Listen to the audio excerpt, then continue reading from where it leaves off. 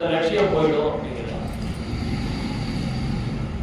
இப்போ ஒரு பொருள் மேல விருப்பம் வந்துருச்சுன்னா பந்தம் ஏற்படுதுங்கிற அந்த பந்தம்ங்கிற வார்த்தையை நம்ம இது வரைக்கும் அதில் பயன்படுத்துறது இல்லை. அந்த பொருளுக்கும் நமக்கும் ஒரு பந்தம், ஒரு உறவு ஏற்படுகிறது, ஆசை. அந்த உறவினால அந்த ஆசையினால நம்முடைய லட்சியம் பாழாயிடும். இந்த பந்தம்ங்கிற வார்த்தை ஏன்னா ரொம்ப வருஷம் படிச்சிருக்கிறோம்.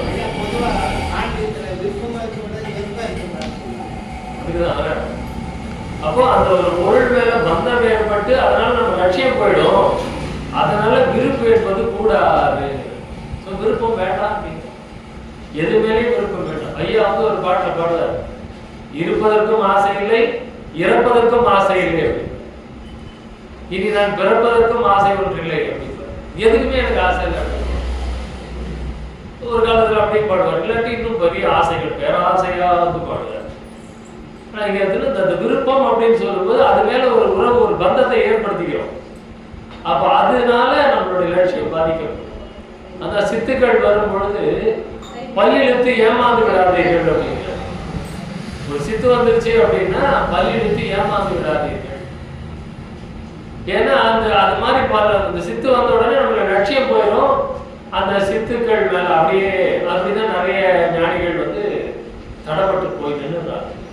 சித்து வந்த உடனே அந்த சித்தை வந்து வெளியே எல்லாத்தையும் காமிச்சு பிரபலமாகி ஒரு லெவலுக்கு போயிடுறாங்க. அவங்க அடுத்த லெவல், அடுத்த கட்டத்துக்கு அவங்களால முன்னேற முடியாம போயிடும். பல்லிழுத்து ஏமாந்து விடாதீர்கள். இதெல்லாம் மாயை. அதில் மாட்டிக்கணுமா அடுத்த கட்டத்துக்கு நகர முடியாது. இந்த மாதிரி அந்த விருப்பு என்பது ஒன்றை வேண்டி பந்தப்பட்டு பூரண லட்சியத்தை விட்டு அதிசயமாக பார்த்தேன். இந்த விருப்பால் தானும் கெட்டு இதர வஸ்துவும் கெட்டு சாதனமும் தடைபட்டு விடும். தானும் கெட்டு இதர வஸ்துவும் கெட்டு சாதனமும் தடைபட்டு விடும். நம்ம அந்த அளவுக்கு யோசிக்கிறது இல்லை. நம்ம அந்த சாதனம் வரைக்கும் யோசிக்கிறதே கிடையாது. விருப்பு கூடாது அப்படிதான் யோசிக்கிறோம். அதனால என்ன பலன், விருப்பத்தினால என்ன பலன் அப்படின்னா நம்மளுடைய சாதன முயற்சி கெட்டு விடும், சாதனமும் கெட்டு விடும். அதே மாதிரி அதனால எவ்வகையிலும் விருப்பு என்பது கூடாது. வெறுப்பு என்பது வேண்டாமை, துவேஷம். வெறுப்பு அப்படின்னா துவேஷம். அந்த மாதிரி இதனால் இதர வஸ்துவை பற்றாது இருக்கு. இந்த வெறுப்பால்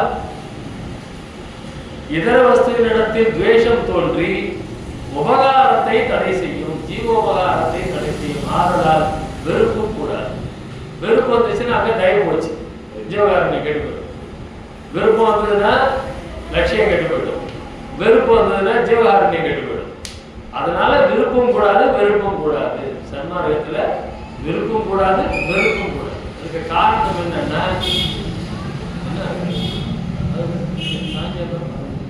ராமநாம பதிகத்துல வள்ளல் பெருமான் இந்த முதல் பாடலே சொல்றாரு, மண்ணால நான் வாழ்வு வேண்டேன், மற்றவர்கள் போல் நான் ஆள வேண்டேன்.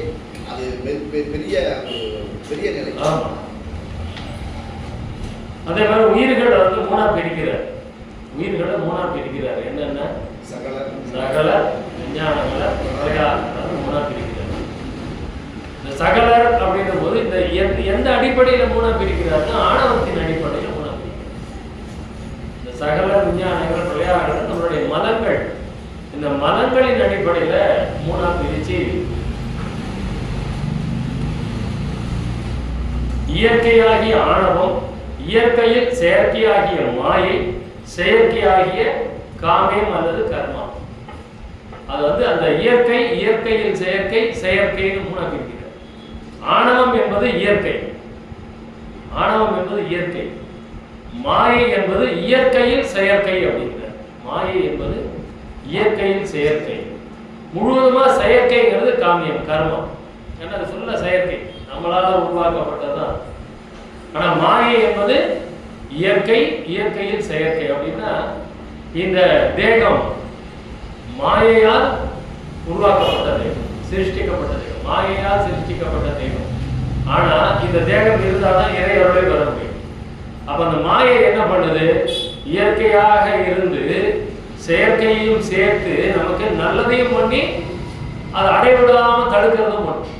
இந்த தொட்டிலையும் ஆட்டிட்டு பிள்ளைங்களுக்கு தொட்டிலையும் ஆடுற கதை தான் அந்த மாயை. அதாவது அது இயற்கையில் செயற்கை அப்படின்றது. ஆனா ஆணவம் என்பது இயற்கை. இல்ல அந்த மாயையினுடைய படைப்பும் அருட்பெருஞ்சோதி ஆண்டவருடைய கட்டளை. மாயையே வந்து இறை அம்சம். மாயை என்பது கூட இறை அம்சம் தான். ஆனால் ஆணவம் என்பது இயற்கைங்கிற அது ஆன்மாவின் இயற்கை குணம் ரெண்டு. என்னென்ன? ஆணவமும் ஜீவகாரண்யம். என்ன ஜீவகாரண்யத்தை பத்தி சொல்லும்போது ஆன்ம இயற்கை குணமாகிய ஜீவகாரண்யம் சொல்றோம். ஆன்ம இயற்கை குணமாகிய ஜீவகாரண்யம். அப்போ இது மூன்றும் யார்கிட்ட இருக்குதோ அதெல்லாம் சகலர். நாமெல்லாம் சகலர். சகலர் என்பது ஜீவர்கள் அப்படிங்கிறார். சகலர் என்பது ஜீவர்கள். அடுத்தது பிரளயாகலர் அப்படிங்கிறார். இந்த பிரளயாகலர் அப்படிங்கிறவங்களுக்கு ஒரு விஷயம் கிடையாது, இந்த கர்மா கிடையாது. அவங்களுக்கு இயற்கையாக ஆணவம், இயற்கையின் செயற்கையாகிய மாயை, இது ரெண்டு மட்டும்தான் பிரளயாகலர். அப்ப அவங்களுக்கு கர்மா கிடையாது. அப்ப இங்க கர்மாவை தாண்டினது யாராவது நம்ம பார்க்க முடியுதா? மனிதர்கள் கர்மாவை தாண்டினவங்க நம்ம பார்க்க முடியும். இந்த பிரளயாகலர் அப்படிங்கிறவங்க கர்மாவை தாண்டியவர்கள், கர்மா கிடையாதவங்களுக்கு. அவங்களுக்கு ஆணவம் மாயை மாத்திரம் தான் இருக்கு. அவங்களுக்கு பேரு பிரளயாகலர். பிரளயாகலர் தான் இல்லற ஞானிகள், இல்லற சம்சாரிகள். கர்மா கிடையாது. கர்மா கிடையாது அப்படின்னு சொல்லும் பொழுது அப்ப அவங்களுடைய பாவ புண்ணியங்கள் இல்லை. அவங்களுக்கு பாவ புண்ணியங்கள் இல்லாத நிலைக்கு பிரளயாகலர் போயிட்டாங்கன்னு அர்த்தம். அப்போ இந்த சுத்த பிரணவ ஞான தேகம் அப்படிங்கிறதுல சுத்த தேகம் அடைந்தவர்கள்னு சொல்லலாம். ஏன்னா கொஞ்சம் ஏறத்தாழ அந்த சுத்த தேகம் அடைந்தவர்கள் அந்த பிரளயாகலராக இருப்பாங்க. அடுத்தது விஞ்ஞானகலர். அவங்களுக்கு ஆணவம் மாத்திரம் தான் இருக்கு. சுத்த ஞானி அவங்களுக்கு ஆணவம் மாத்திரம் தான். அவங்களுக்கு வந்து மாயையே கிடையாது. இப்போ மாயை இல்லை அப்படின்னா அவங்க எப்பேற்பட்ட நிலையில் இருக்கிறாங்க. மாயை இல்லை அப்படின்னா அவங்க பெரிய நிலை, எது மேலேயும் அவங்களுக்கு பற்றுதல், ஆசை, எண்ணம் எதுவுமே வர. அப்படிப்பட்டவர்கள் விஞ்ஞானங்கள். அப்போ இப்ப நம்ம யாரையாவது இந்த மாதிரி நம்மளால பார்க்க முடியுதா? சகலர், பிரளயாகலர், விஞ்ஞானகலர் மூணா பிரிக்கிறார் மனுஷங்களை. இதெல்லாம் நம்ம சகலர், சகலர்ன்றதே வந்து இந்த 3 மலங்கள். அதையும் தாண்டி தான் நம்ம எல்லாரையும் பார்க்கலாம். 5 மலங்களோட தான் பார்க்கலாம், 3 மலங்களோட கூட பார்க்கறது இல்லையா? 5 மலங்கள் வந்து மாமாயே திருவதாயின்னு 2 மலம் சேர்ந்து தான் இப்போ மக்களை பார்க்க முடியும். இப்போ காலகட்டம் வந்து அந்த மாதிரி தான் இருக்கு. மலர்கள் சொல்லும் போது ஊர்வன, பரப்பன, நீந்துவன எல்லாமே அதில் சேர்ந்துருக்கு. அந்த 3 வகையா இந்த உயிர்களை வந்து பிரிக்கிறார். மக்களை கூட உயிர்களையே 3ஆ பிரிக்கிறார். அடுத்தது குணங்கள், அதையும் 3ஆ தான் பிரிக்கிறார். 3 குணங்கள். என்னென்ன குணம்? சத்துவ குணம், ராட்சச குணம், தாமசம். இதுல எது ரொம்ப மோசம்? தாமச குணம். ராட்சச குணம்னா பரவாயில்ல, ராட்சச குணம் அதுவே பரவாயில்ல. தாமச குணம் என்பது ரொம்ப மோசம் அப்படிங்கிற சோம்பேறி. அப்புறம் பார்த்துக்கலாம், 4 மணி தானே ஆகுது, ஒரு 10 நிமிஷம் தூங்கிக்கலாம்னா அது எங்க போய் நிற்கிது? அப்போ இத சத்துவ குணத்தை நம்ம முயற்சி பண்றதெல்லாம் இல்லை, தானாக நிற்றல் சத்துவ குணம். தானாக நிற்றல் அதுவே இருக்கணும் நம்மகிட்ட. அந்த அளவுக்கு நம்ம பழகிருக்கோம். பழகி பழகி பழகி பழகி அதுவாகவே நம்ம மாறி இருக்கணும். அதுக்கு பேர் சத்துவ குணம். சத்துவ குணம் என்னென்ன? 6 குணங்கள். சத்துவ குணங்களுக்குள்ள 6 குணங்கள்: கொல்லாமை, பொறுமை, சாந்தம், அடக்கம், இந்திரிய நிகிரகம், ஜீவகாரண்யம். இந்த 6 குணங்களை சத்துவ குணங்கள் அப்படின்னு சொல்றாங்க. இப்ப இந்த 6 குணங்கள் வந்தவங்க அவன் சமய சன்மார்க்கியங்கள். அப்ப இந்த தானாக நிற்றல் இதெல்லாம் தானா இருக்கணும். கொல்லாமை, பொறுமை அதெல்லாமே தானா இருக்கணும். நம்ம இந்த கொல்லாமைன்னு சொல்லும் பொழுது மனதில கண்ட வாசகம் அவதான் ஞாபகத்துக்கு வரும். நீதி விடங்கள். எறும்பு வேகமா போய்கிட்டு இருக்க, ஒரு நேரா போய்கிட்டு இருக்க எறும்பு கொஞ்சம் அப்படி அலைஞ்சு அலைஞ்சு கலைஞ்சி போச்சு அப்படின்னா ஐயோ நம்ம பூமி அதிர்ற மாதிரி நடந்துட்டோமே நிற்பான். கொல்லாமைக்கு அந்த அளவுக்கு நீங்க வந்து எடுத்துருக்கோம். பூமி அதிர்ற மாதிரி நடந்துட்டோமே அந்த அந்த எறும்புகளுக்கு பயம் வந்து அது கலைஞ்சி போயிடுச்சு அப்படின்னு கொஞ்ச நேரம் நிற்பான். மறுபடியும் அந்த எறும்புகள் நேராக போறோம். அப்போ அந்த அளவுக்கு நம்ம கொல்லாமைன்றத ஒரு உயிரை எடுக்கிறது மட்டும் இல்லை, அது வந்து வந்து அது பயந்துச்சுன்னா கூட நம்ம அதுக்கு வந்து ஏன்னா அந்த பயம்ன்றது இந்த கொலைக்கு சமம் அப்படின்னு. அந்த மாதிரி எறும்பு கலைஞ்சி போயிடுச்சுன்னா அஜியோ பயந்துருச்சு. அப்ப அந்த தானாக நிற்றல் அப்படிங்கிறது தான் அந்த சத்துவ குணம். துவேஷ சம்பந்தம் உடையது, ராக துவேஷ சம்பந்தம் உடையது ராட்சசம். ராகத்வேஷம் அப்படின்னு சொல்லும் பொழுது அது நம்ம உடம்புலயே கலந்து வந்துடும். இந்த பாஷா படத்துல வந்து ரஜினியை பத்தி ஒரு கமெண்ட் கொடுப்பார் ஒரு டாக்டர். இந்த படம் பார்த்துருந்தீங்கன்னா தெரியும். ரஜினி அடிச்சு போட்டிருப்பாரு. அவர் ஹாஸ்பிட்டல் வைத்தியம் பண்ற டாக்டர் வந்து இது சாதாரண மனுஷன் அடிச்சது கிடையாது, நாடி நரம்பு ரத்தம் சதை மூளை எல்லாத்துலேயும் சண்டை நெறி ஊறி போனவன் அடிச்சது அப்படின்னு. அப்போ இது அந்த ராக துவேஷ சம்பந்தம் உடைய துவேஷம் அது உடம்புக்குள்ளார அப்படியே மொத்தமா பரவிடும். இதை வந்து வள்ளல் பெருமான் வந்து ஒரு இடத்துல கொடுக்குறாரு. ஒத்திய மரபிரி முழு குறைவைதான் சித்தியம் சுத்த சன்மார்க்க சேர்ப்பினால். சுத்த சன்மார்க்கத்தை சேர்க்கறதுன்னா என்ன அர்த்தம்? நம்மளுடைய 7 தாதுக்களையும் சன்மார்க்கம் சேர்ந்துருக்கு. நாடி நரம்பு ரத்தம் சதை சுக்கிலம் மூளை எல்லாத்துலேயும் இந்த சன்மார்க்கம் கலந்துருக்கணும். அப்போதான் நம்ம வந்து 24 மணி நேரம் சன்மார்க்கியா இருக்க முடியும். இல்லாட்டி பார்ட் டைம் சன்மார்க்கி தான். பார்ட் டைம் சன்மார்க்கி தான். அந்த ராக துவேஷ சம்பந்தம் அது ராட்சச குணம். அடுத்தது சோம்பலாதி. ரொம்ப அழகா டிஃபைன் பண்றாரு. நம்ம வெறும் தாமச குணம் தானே. வள்ளலார் அதை எப்படி சொல்றாரு பாருங்க. சோம்பலாதி ஜீவ இம்சைக்கு இடனாவது தாமசம். ஜீவ இம்சைக்கு இடனாவது உசுர் போறது எதனால தாமச குணத்தினால தான். ஜீவ இம்சை நேரிடுகிறது அப்படிங்கிற. ஏன்னா ஆன்ம லாபம் பெற முடியாது. தாமச குணத்தில் இருக்கிறதுனால ஆன்ம லாபம் எப்படி பெற முடியும்? வாய்ப்பே கிடையாது. ராட்சச குணம் இருக்கிறவங்க பரவாயில்லையா இருக்கும். ஏன்னா எப்பயாவது தான் அவனுக்கு அந்த கோபம் வரும், ராட்சச குணம் வரும். ஆனா அந்த தாமச குணம்ன்றது நம்ம உடம்புல சேர்ந்துச்சுன்னா எப்போ பாரு அப்படிதான் 24 மணி நேரம் அப்படிதான். கூப்பிட்டா கூட அப்படியே ஏற்பான். நமக்கு என்ன போச்சு அப்படிங்கிற ஒரு எண்ணத்தில் இருக்கிறவங்க தாமச குணம். அவனை ஒண்ணுமே பண்ண முடியாது. ஜீவ ஹிம்சை நேரிடுங்கிற. ஏன்னா இந்த ஜீவன் வீணா போடும். அவனால ஆண்கள் காலையில எழுந்துக்கல அப்படின்னா அவங்க காற்று சுவாசிக்க முடியாது. பிராண நஷ்டம் முடிஞ்சு போச்சு. இல்லை ஜீவ ஹிம்சை அங்கேயே ஆரம்பிக்கும். இந்த ஆன்மாவுக்கு ஹிம்சை கொடுக்குறோம் காலையில் எழுந்துக்கல அப்படின்னு. அப்போ இந்த தாமச குணத்துக்கு ஜீவ ஹிம்சைக்கு இடனாவது தாமசம் அப்படின்னு.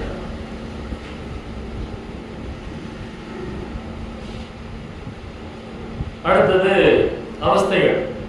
அவஸ்தைகள் பத்தி சொல்ற. நம்ம எந்த குணத்துல இருக்கணும், எந்த குணத்துல இருக்கக்கூடாது? தாமச குணத்துல இருக்கணும். இந்த அப்புறம் பார்த்துக்கலாம் அப்படிங்கிற 2 வார்த்தையை பயன்படுத்துறவங்க தாமச குணத்துல இருக்கிறாங்க. பார்த்துக்கலாம், அதுக்கு என்ன பார்த்துக்கலாம், இப்ப என்ன அவசரம்? இந்த 2 வார்த்தை யார் பயன்படுத்துறாங்களோ அவங்க மேலே வர முடியாது. உங்களுக்கே பெருமாளுடைய கணக்கு கூட இன்றை பொழுதே அறிவிச்சு வரும். இது நல்ல தருணம். இப்பவே பாட்டு கூட பாருங்க. காற்றாலே புயலே கூட வெய்யடிக்க வேண்டும் என்றே விரைந்தளித்தான் எனக்கு. உடனே அப்புறமா அதெல்லாம் அப்புறமா அந்த மழை பெய்யறதை பத்தி சொல்லுவார்.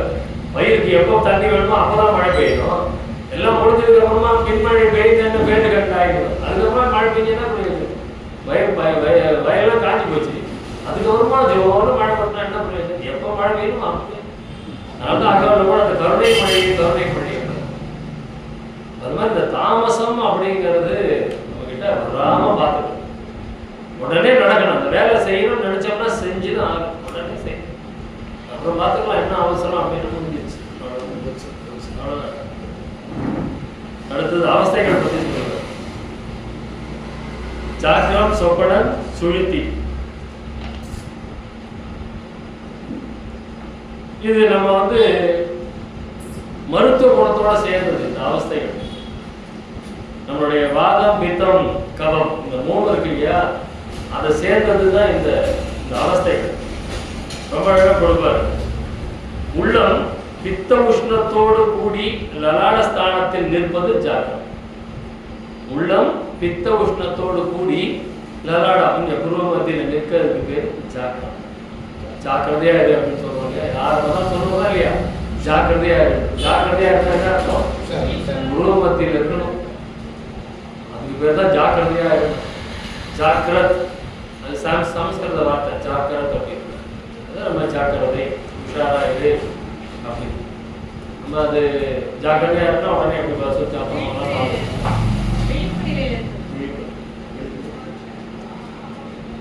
அலர்ட்டா இருக்கணும். விழிப்பு நிலையில் நம்ம சுத்தி என்ன நடக்குதுன்னு நமக்கு தெரிஞ்சுக்கிட்டே இருக்கணும். நமக்கு உள்ள என்ன நடக்குதுன்னு தெரிஞ்சுக்கணும், நமக்கு வெளியே என்ன நடக்குதுன்னு தெரியணும், நம்மளை சுத்தி என்ன நடக்குதுன்னு தெரியணும். அதெல்லாம் தெரியும். அதெல்லாம் பெருமான் சொல்லிட்டாங்க, அறிவுல பசிக்கிறது, அறிவுல தனிக்கிறது, அறிவுல. ஸோ அந்த மாதிரி அது ஜாக்கிரதை. அடுத்தது உள்ளம் வாத நாடியோடு கூடி கண்டஸ்தானத்தில் இருப்பது சொப்பனம். இது மாதிரிலாம் முன்னாடியெல்லாம் யாரும் சொல்லலை. இந்த வாதப்பித்த கபத்தை வந்து இது அவத்தைகள், அதனால தான் இதுக்கு அவத்தைகள்னு பேர். நான் கபட ஜாக்கிரதையா இருக்கிறது எப்படி அவஸ்தையாகும்.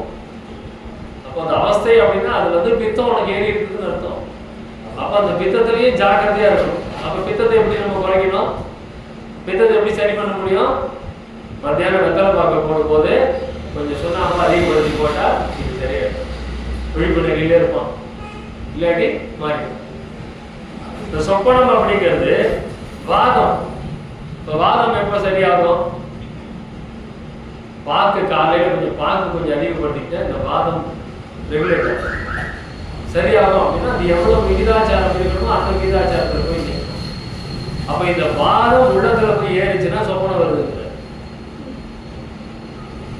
உள்ளம் வாத நாடியோடு கூடி கண்டத்தில் இருக்குது. ஜாக்கிரதை எங்க இருக்குது? பூர்வமத்தியில் இருக்கு. சொப்பனம் வந்துச்சுன்னா கண்டத்தில் இருக்கு. அப்ப நம்ம உசுறு எங்க இருக்குது? கண்டத்துக்கு வந்துருச்சு.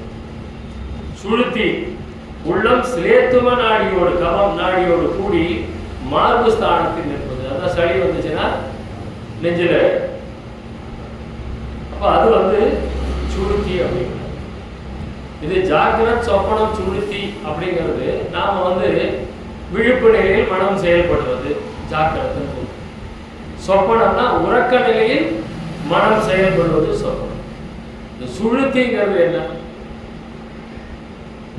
விழிப்பு நிலையில் மனம் செயல்படுது, உறக்க நிலையில் மனம் செயல்படுது. சுளுத்தி அது துரியம்.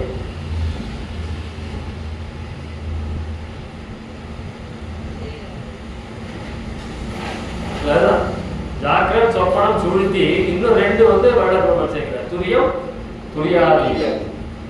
ரெண்டையும் சேர்க்கிறார். ஆனா அவத்தைகள் போது இது ரெண்டு தான். துரியமும் துரியாதீதமும் அவத்தைகள் கிடையாது.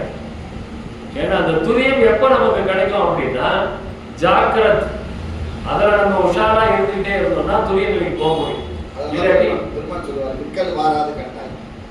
பழத்துல இருக்கும்போது அப்போ அந்த ஜாக்கிரத் அப்படிங்கிறதுடைய ஸ்டேஜ். இப்ப ஜாக்கிரத், சொப்பனம், சுளுத்தினா இது 1 2 3 எடுத்துக்கவே கூடாது. இது வேற வேற. அப்ப அந்த சுளுத்தி உயர்ந்த நிலையா அப்படின்னா இல்லைங்கிற. வாதம், மார்பு என்னங்க, இதுலதான் எல்லாரும் நிறைய வந்து கபம். கபம் வந்து அந்த மாதிரி இருக்கும் பொழுது அது இந்த மார்பு ஸ்தானத்துல போய் நின்று. அப்போ ரெண்டும் ஒன்று, ரெண்டும் சிலேத்தமும் கபம் ரெண்டு. வாதபித்த சிலேத்தமும் வாதபித்த கபம்னு சொல்றோம்.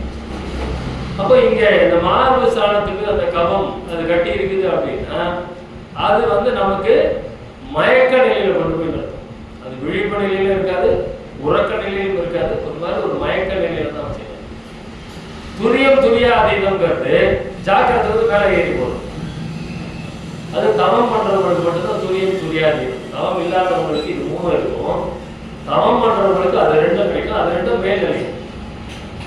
நான் கூட நம்ம காலம் இது வந்து ஜாக்கிரத், சொப்பனம், சுளுத்தி அப்படிங்கிறத வந்து மேல்நிலைகள் அப்படிதான் நினைச்சிட்டு. இது எல்லாமே வேற வேற. வளர்ப்போம் இதை வந்து அந்த உடல்ல இருக்கக்கூடிய வாதப்பித்த சிலேத்தமும் கபத்தை வந்து லிங்க் பண்ணி இதை கொடுக்கும். அப்ப நமக்கு நெஞ்சில சளி கட்டிட்டு இருக்குது, நம்மளுக்கு மூச்சு விடுறதுக்கு சிரமமா இருக்குது. எல்லாருடைய மரணமும் கிட்டத்தட்ட இந்த விஷயத்துல தான் நடக்குது. கபத்துல தான் எல்லாம், சுளுத்தில தான் நிறைய மரணம் கட்டுறது. ஜாக்கிரத்துல அவ்வளவு இல்லை. சொப்பனத்துல தூங்கிக்கிட்டே இருக்கும்போது இறந்து போறோம். ஸோ கண்டத்துல இருக்கும்போது உயிர் போயிடும், மார்பில் இருக்கும்போது உயிர் போயிடும். எங்க இருக்கும்போது உயிர் போகாது, நம்மளுடைய நம்மளுடைய புருவ மத்தியில சிற்றவையில புருவ மத்தியில லடாரத்துல இருந்தா மட்டும் உசுறு போகும். அதுதான் பொற்சபையில் சிற்றவையில் புகுத்தருணம் இல்லை. மரணமில்லா பெருவாழ்வை பாஞ்சலா காட்டி பொற்சபையில் சிற்றவையில் புகுத்தருணம் இல்லை. இதுக்குள்ளார போனா மட்டும்தான் உசுறு போகாம. வேற எங்க நீங்க உசுறு இருந்தாலும் ஞானே. ஸோ இந்த 3 அவஸ்தைகள் இதெல்லாம் நம்ம தெரிஞ்சுக்கணும். ஸோ ஜாக்கிரதை அப்படின்னா நம்ம எப்பயுமே ஜாக்கிரதையா இருக்கணும்னா எப்பயுமே இறை சிந்தனையோட புருவ மத்தியிலேயே. இறை சிந்தனைனா வெளியிலலாம் இல்லை. நம்மளுடைய கவனம் ஃபுல்லா 2 கண்ணையும் புருவ மத்தியை நோக்கி கவனம் இருந்துட்டே இருக்கும்.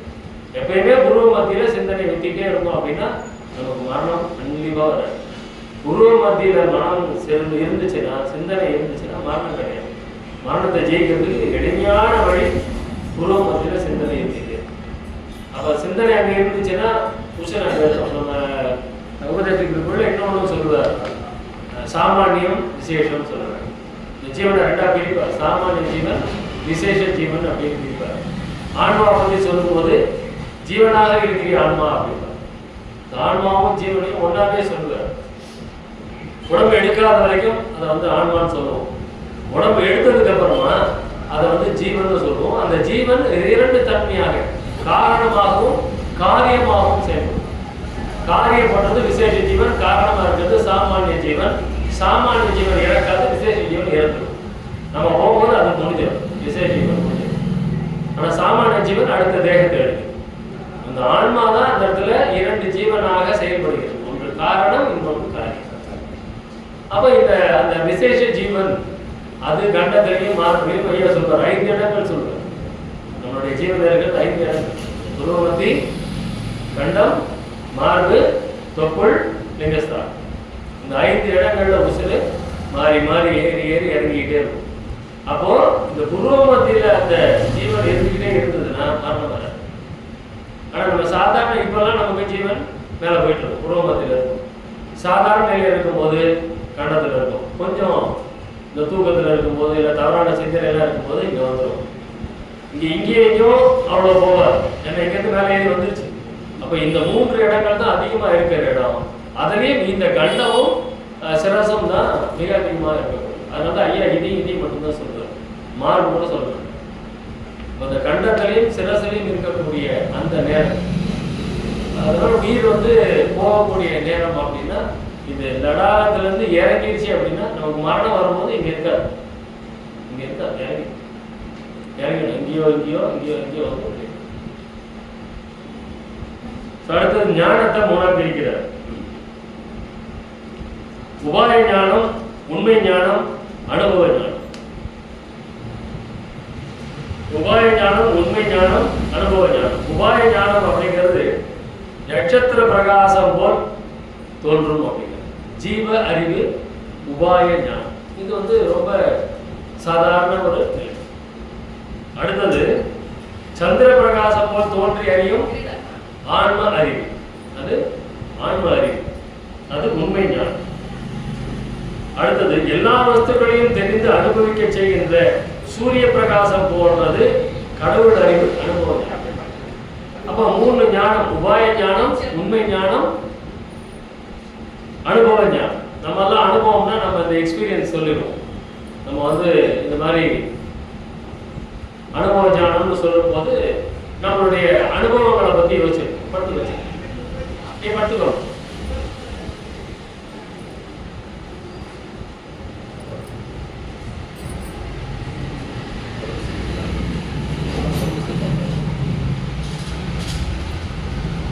நம்ம அனுபவ ஞானம் நம்ம சொல்லும் பொழுது நம்மளுடைய அனுபவங்கள்ல இருந்து வரக்கூடிய ஞானத்தை பத்தி தான் யோசிச்சுட்டு இருக்கோம். கிடையவே கிடையாது.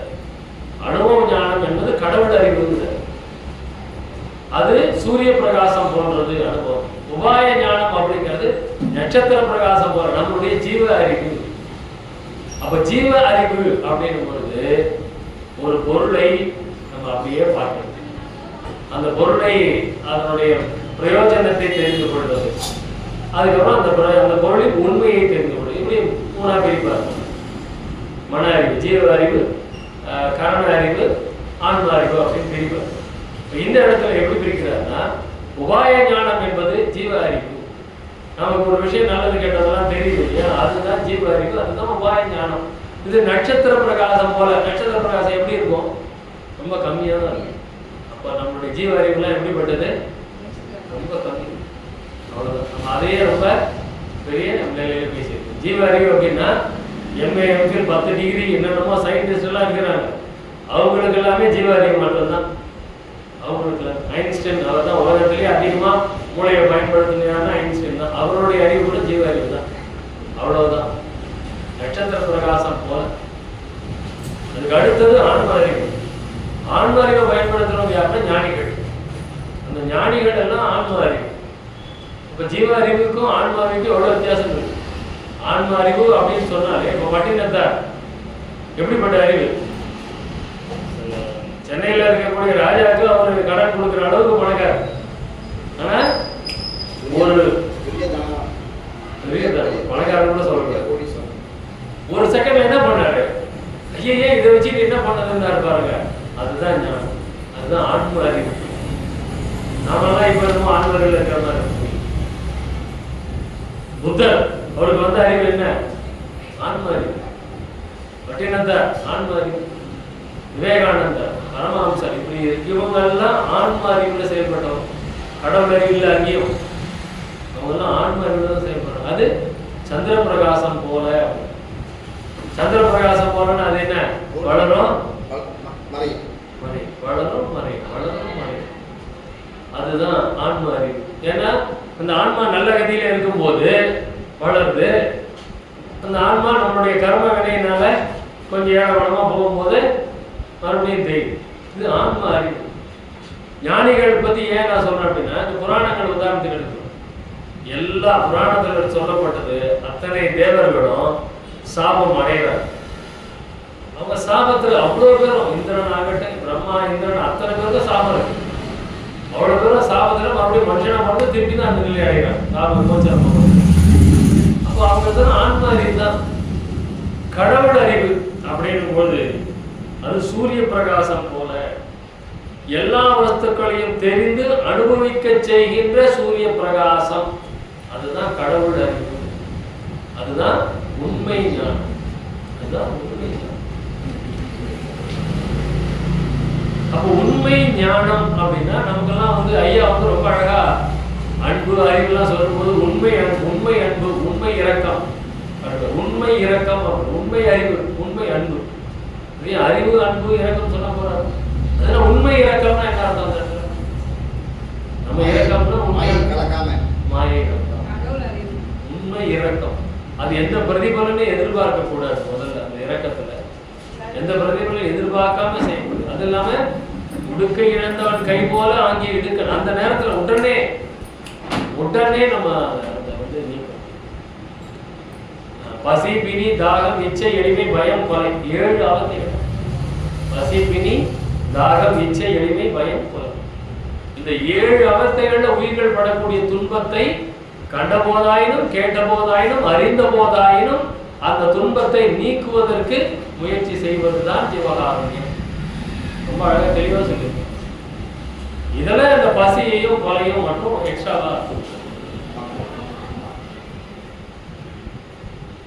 ஏன்னா மற்றதுலாம் வந்து உசுறு போற அளவுக்கு அது போகாது. ஆனா இந்த பசியும் கொலையும், கொலை உடனே உசுறு போயிடும், பயிர் பசி வந்து உசுரை எடுக்கும். ஒன்னொன்னா டேமேஜ் பண்ணிட்டே வந்துடும் பசி. அதனால அதை கொஞ்சம் முக்கியத்துவம் கொடுப்பார். அப்ப இந்த ஞானம் அப்படின்னு அந்த அனுபவ ஞானம் அப்படின்னு சொல்லக்கூடியது வரும்பொழுது அது கடவுள் எல்லா வஸ்துக்களும் எல்லாத்தையும் தெரிந்து கொள்ள வேண்டும். அண்டாண்டங்களுக்கு கற்பால் என் அறிவு செல்கின்றதுன்னா அப்ப அது என்ன அறிவு? அதுதான் கடவுள் அறிவு. அப்ப இந்த அனுபவ ஞானம், உண்மை ஞானம் யாருக்கு இதுவரைக்கும் கிடைச்சதுன்னா வள்ளல் பெருமானுக்கு மாத்திரம்தான் இந்த உண்மை ஞானம் கிடைச்சது. மற்றவங்களும் உபாய ஞானம், உண்மை அனுபவ ஞானம் கிடைச்சது வள்ளல் பெருமானுக்கு மாத்திரம். மற்ற ஞானிகள் உண்மை ஞானம், நாம் எல்லாம் உபாய ஞானம். அனுபவ ஞானம் என்பது கடவுள் அறிவு என்பது வள்ளல் பெருமான். ரொம்ப அழகா அகவல் எல்லாத்தையும் சொல்றாரு. அவரோட அறிவு, என்னோட அறிவு, அவரோட எல்லாம் தனது எல்லாற்றையும் என்கிட்ட கொடுத்துட்டார் அப்படிப்பார் வள்ளல். அப்ப இந்த அனுபவ ஞானம் என்று சொல்லக்கூடியது வள்ளல் பெருமானுக்கு மாத்திரமே கிடைத்தது, மற்றவங்க யாருக்குமே கிடைக்கும்.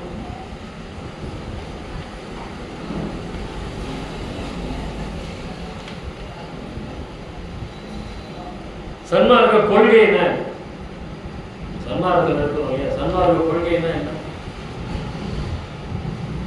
என்ன சன்மார்க்க கொள்கை என்ன? இறைவன் ஒருவனே. இறைவன் ஒருவனே. சொல்லுங்க. நடத்தை. நடத்தை. ஒழுக்கம். ஒழுக்கம். கொல்லாமை. கொல்லாமை. ஜீவகாருண்யம். ஐயா என்ன சொல்கிறார் பாருங்க. சர்வ சித்தியுடைய கடவுள் ஒருவர் உண்டென்று நம்பியிருந்து, முதல்ல நம்புகிறோம், அவரை உண்மை அன்பால் வழிபாடு செய்து பூரண சித்தியை பெற வேண்டுவது சன்மார்க்க கொள்கை. இந்த தலைப்பிலேயே இருக்குது உபதேச கொள்கை. சர்வ சித்தியுடைய கடவுள் ஒருவர் உண்டென்று. அப்ப கடவுள் நம்பிக்கை இல்லாதவனுக்கு இது கிடையவே கிடையாது.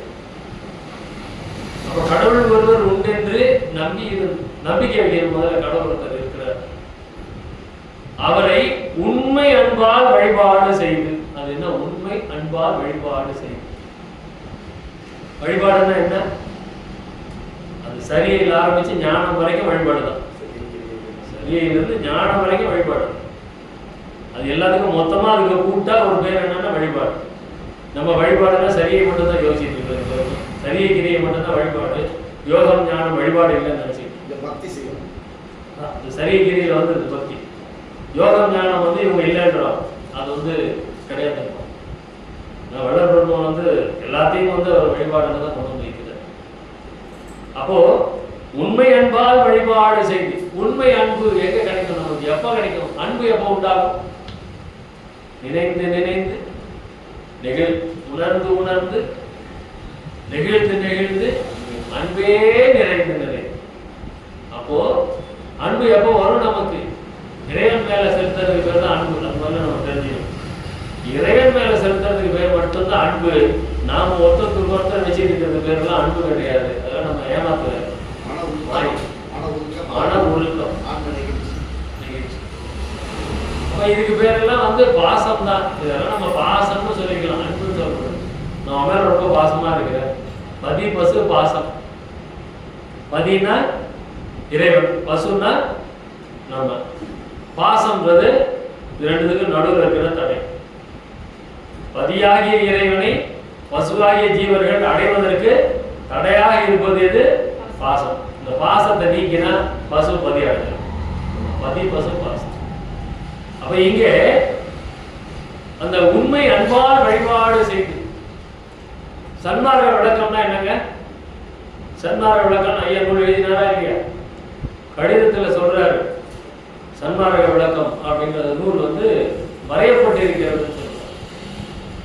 சன்மார்க்க விளக்கம் அப்படின்னா இன்னொரு இடத்துல ஒரு கடிதத்துல ஒரு அன்பர் கடிதத்துல ஜீவகாருண்ய விளக்கம் புத்தகம் வெளிவரும்போது, ஜீவகாருண்ய விளக்கம் முதல்ல எப்போ வெளிவந்துச்சு தெரியுமா?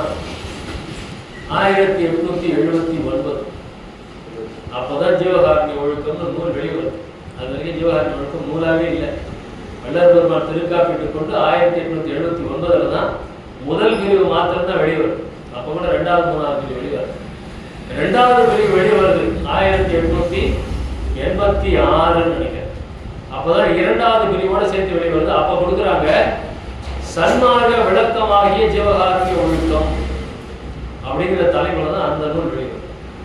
என்ன வள்ளல் பெருமான் சன்மார்க்க விளக்கம் இந்த முதல் பிரிவிலேயே உள்ள வரும்போது சொல்லுவார் சன்மார்க்க விளக்கம். அப்போ சன்மார்க்க விளக்கம்ங்கிற நூல் ஜீவகாருண்யம்னு தலைப்பு எடுத்துட்டு சன்மார்க்க விளக்கம்னு அந்த நூலுக்கு தலைப்பு வைக்கணும். என்ன சன்மார்க்க விளக்கம்ங்கிறது தான் உள்ள ஜீவகாருண்யமா விளக்கம்.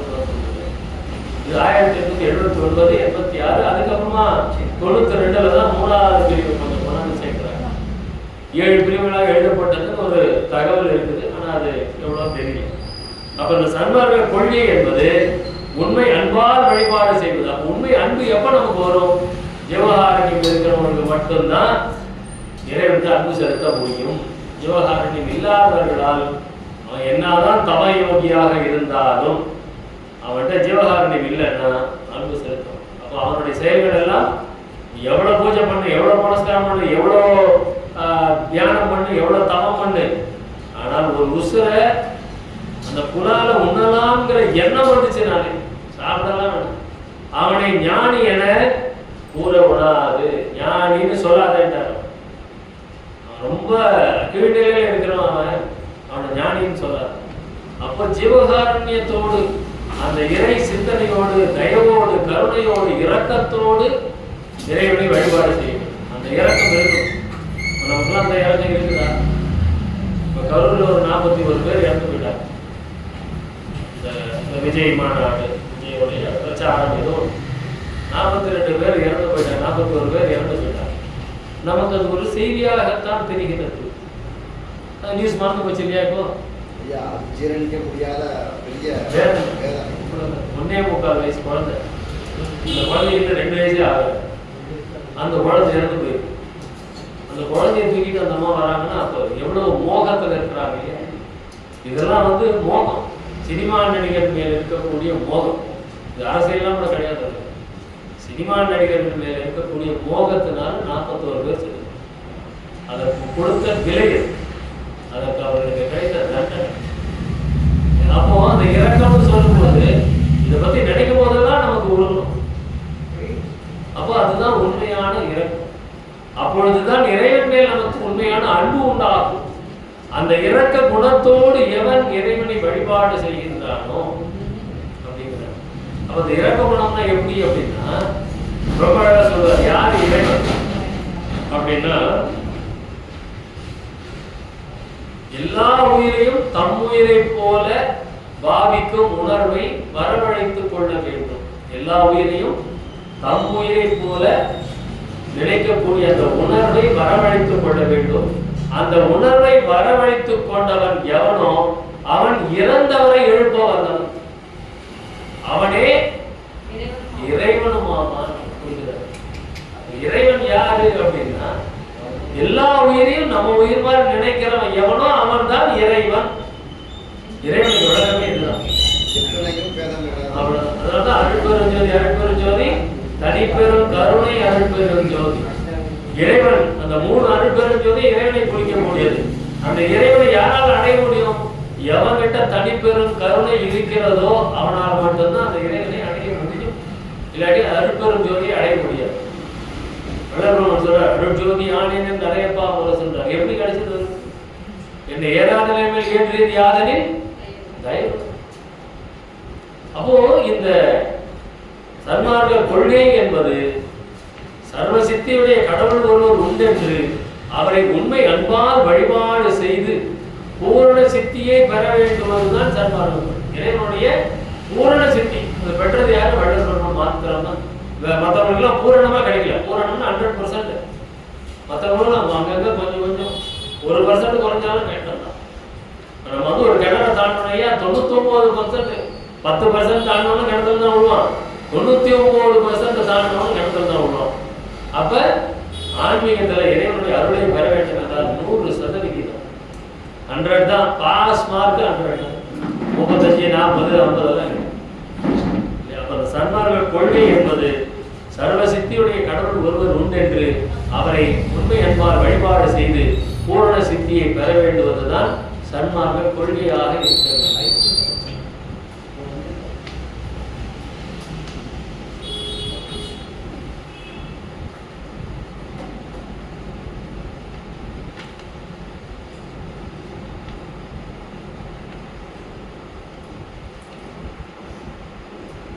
பிரார்த்தனை, பிரார்த்தனைனா என்ன? நம்ம பிரார்த்தனை பிரார்த்தனை பிரார்த்தனைனா என்ன? வேண்டுதல். நம்ம வேண்டுதல் எப்படி இருக்கணும்? நம்ம என்ன வேண்டுறோம்? நான் நல்லா இருக்கணும், என் பிள்ளை நல்லா இருக்கணும். கொஞ்சம் அதிகமாச்சுன்னா நம்ம சொந்தக்காரங்க அப்படிதான். எல்லாரும் நல்லா இருக்கணும்னு நினைச்சது வல்லவன் மாத்திரம். எல்லா உயிரோடும் ரொம்ப அழகா சொல்ற. ஒருவன் பிரார்த்தனை செய்வதில் அவனுக்காக மட்டும் செய்வது சரியல்ல. ஒருவன் பிரார்த்தனை செய்வதில் அவனுக்காக மட்டும் செய்வது சரியல்ல. இந்த உலகமெல்லாம் வாழும்படி பிரார்த்தனை செய்தல் வேண்டும். அப்படி செய்தால் அதில் ஒருவனுக்கு வேண்டியவை எல்லாம் அடங்கி விடுகிறது. எல்லாரும் நல்லா இருக்கணும் போது அந்த எல்லாரும் நம்ம அடங்கிடும். அதில் அடங்கிடும். அப்போ எல்லாரும் நல்லா இருக்கணும் தான் பிரார்த்தனை பண்ணணும். ஒருவன் பிரார்த்தனை செய்வதில் அவனுக்காக மட்டும் செய்வது சரியல்ல. இந்த உலகமெல்லாம் வாழும்படி பிரார்த்தனை செய்தல் வேண்டும். அப்படி செய்வதால் அதில் ஒருவனுக்கு வேண்டியவை எல்லாம் அடங்கி விடுகின்றன. பிரார்த்தனை செய்ய வேண்டுமாயின் இப்படித்தான் செய்ய வேண்டும். ஒரு பாட்டு ஒன்று கொடுக்கிறார் உதாரணத்துக்கு. பாதி இரவில் எழுந்தருளி பாதியேனை எழுப்பி அருள் ஜோதி அளித்து என் உலகத்தை சூழ்ந்து கலந்து துலங்குகின்றாய். நீதி நடந்தே பேரின்ப நிதி நான் பெற்ற நெடும் பேற்றை ஓதி முடியாது என்போல் இவ்வுலகம் பெறுதல் வேண்டுவனே. எனக்கு எல்லாம் கொடுத்துட்டா ரொம்ப சந்தோஷம். ஆனா எனக்கு கிடைச்ச மாதிரி இந்த உலகத்துல எல்லாருக்கும் கிடைக்கணும்னு பிரகாசமான் கேட்கிறார். இப்ப இப்படித்தான் நமக்கு பிரார்த்தனை இருக்க வேண்டும் என்று கொடுக்கிறார் என்பதே என் பிரார்த்தனை ஆகும். வள்ளல் பெருமான் கொடுக்கிறார். அவரோட பிரார்த்தனை அதுதான். அதான் மரணங்களா பெருவாழ் மாந்திடலாம் கண்ணீர் அப்படின்னு நம்மளை கூப்பிடுறார்.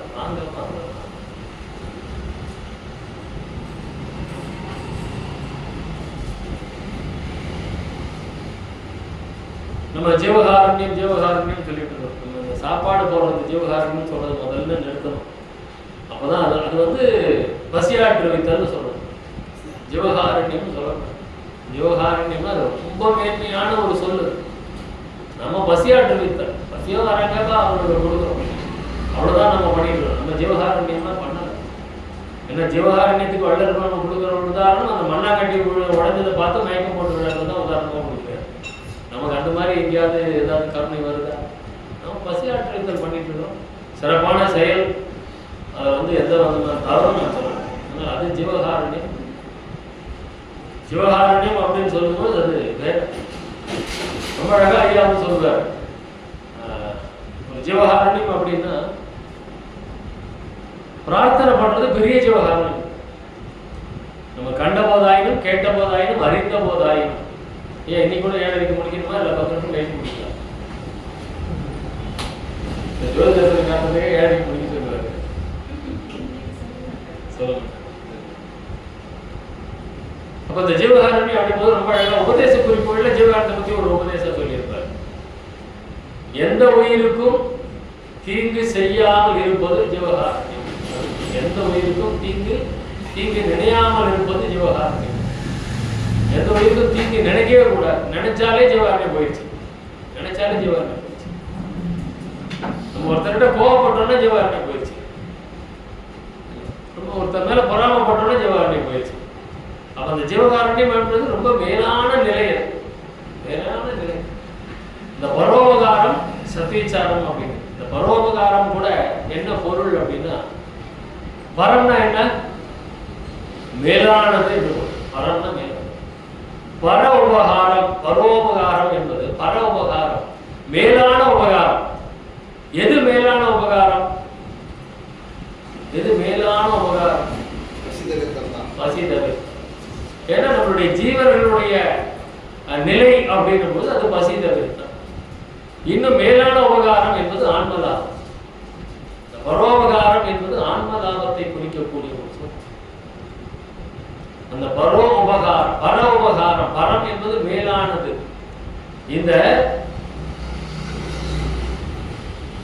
பரமாத்மாவை நாம் அடைய வேண்டும். இந்த ஜீவன் என்ன சொல்லுவாங்க? ஜீவாத்மா பரமாத்மா.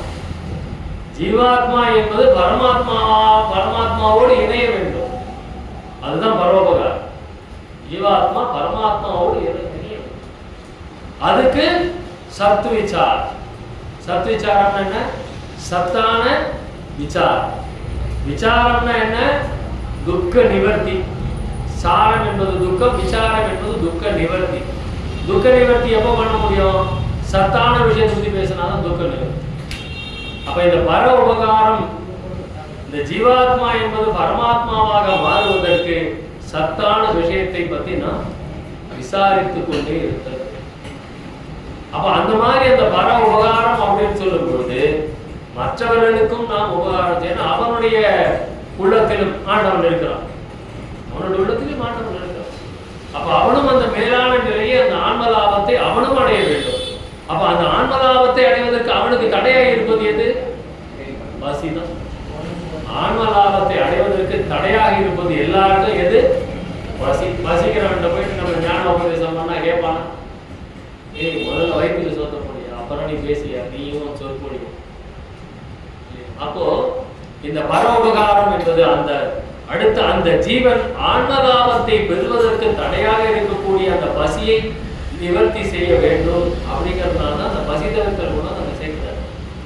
ஏன்னா அவனால் ஆன்மலாபம் அடைய முடியாது, அவன் ஞானத்துக்கு போக முடியாது, ஞானத்துக்கு தேட மாட்டான். பசி இருக்கும்போது ஆகாரத்தை தான் தேடுவோம், ஞானத்தை எப்படி தேடுவோம்? இப்போ ஞானத்தை தேடணும்னா முதல்ல பசி நீங்கணும். அதனால தான் தர்மசாலையை முதல்ல ஆரம்பிக்கும். நீ சாப்பிட்டு நிம்மதியாக வாடா, அப்புறமா பார்க்கலாம். சாப்பிட்டு எல்லாரும் இது வரைக்கும் வந்த ஞானிகள்லாம் விரதம் இருக்கணும், பட்டி இருக்கணும், அப்போதான் இறைவன் அடைய முடியும். அதெல்லாம் சொல்லணும். நல்லா சாப்பிடுவாரு, ஆனால் எதை சாப்பிடணுமோ அதை சாப்பிடு, எப்போ சாப்பிடணுமோ அப்போ சாப்பிடு, எப்படி சாப்பிடணுமோ அப்படி சாப்பிடு. சாப்பிட்டு வா ஞானத்தை அடையலாம். இதுதான் வள்ளல் வெற்றிக்கு காரணமே இதுதான். சாப்பிட்டு வா ஞானத்தை அடையலாம்னு சொன்னார் பாருங்க. அதுதான் வள்ளல் பெருமானுடைய வெற்றிக்கே காரணம். இல்லாட்டி அவரும் மற்ற ஞானிகள் மாதிரி விட்டுட்டு தான் போயிருப்பார். உடம்பு விட்டுட்டு போகாமல் இருக்கிறது காரணமே அதுதான். அதனால இந்த பரோபகாரம் அப்படி சத்திச்சாரம் அப்படின்னு சொல்லும் பொழுது அதோட சொல்றார், சாதனங்கள் ஒன்றும் வேண்டாம், ஏதாவது ஒரு சாதனம் சொல்ல கேட்டு அதன்படி நடந்தால் சிறு ஒளி உண்டாகும், சின்ன சித்து கிடைக்கும். அதை கண்டு பலியிழித்து இருமாந்து கெட நேரிடும். ஆதலால் காலம் தாழ்க்காது எல்லா உயிரையும் தன்னுயிரை போல பார்க்கும் உணர்வை வருவித்துக் கொள்ளுதல் வேண்டும். இதுவே சாதனம். இந்த சாதனம் வந்தவன் எவனோ அவன் தான் இறந்தவர் எழுப்புகிறவன், அவன் தான் ஆண்டவனும் ஆவான். இப்போ ரொம்ப அழகா இந்த பரோபகாரத்துக்கு விளக்கத்தை ரொம்ப அழகா கொடுக்கும். சாதனம் எதுவும் வேணாம், ஆனா எல்லா உயிரையும் நம்ம உயிரை மாதிரி பார்க்கக்கூடிய உணர்வு, அதுதான் நம்ம பெற வேண்டிய சாதனை. அந்த முயற்சியை தான் இருக்கும். எல்லா உயிரையும் நம்ம உயிர் மாதிரி பார்க்கணும். அது என்ன குரல், பிறர் நோய் தன் நோய் பொருளாது திருமூலரா. மற்றவன் நோயை நம்ம நோயை மாதிரி பார்க்காதவனுக்கு பெரிதின் நோய் தன் நோய் போல ஏதோ ஒரு குரல் இருக்கு, தெரியாது. மற்றவன் நோயை தன்னோட நோய் மாதிரி பார்க்காதவனால எதையும் அடைய முடியாது. அவன் நோயை நம்ம நோய் மாதிரி பார்க்கறவனால மட்டும்தான் இதை அடைய முடியும். திருவள்ளுவர்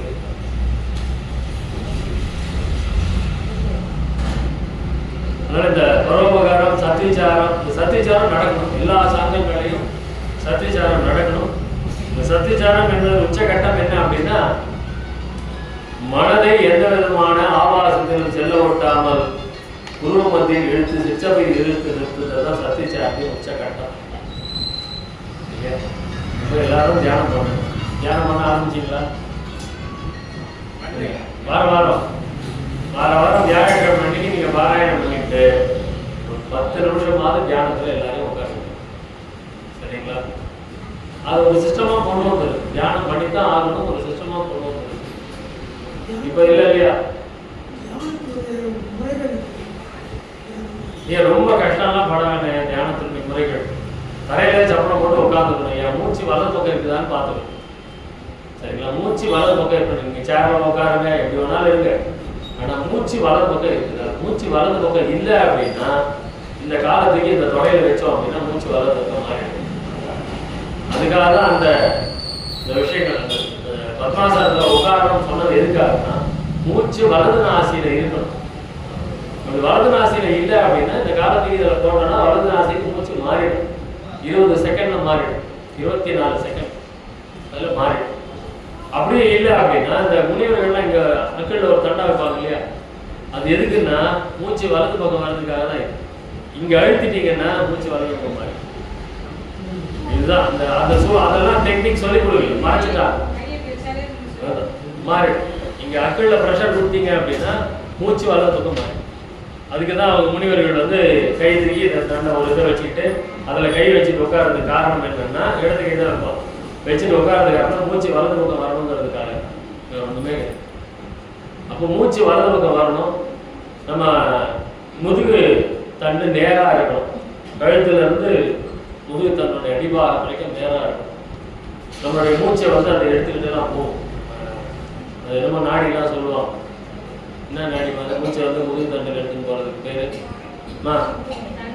தண்டோட சுத்தி, தண்டோட சுத்தின்னு சொல்லுவோம். இந்த முதுகு தட்டு ரொம்ப நேராக இருக்கும்.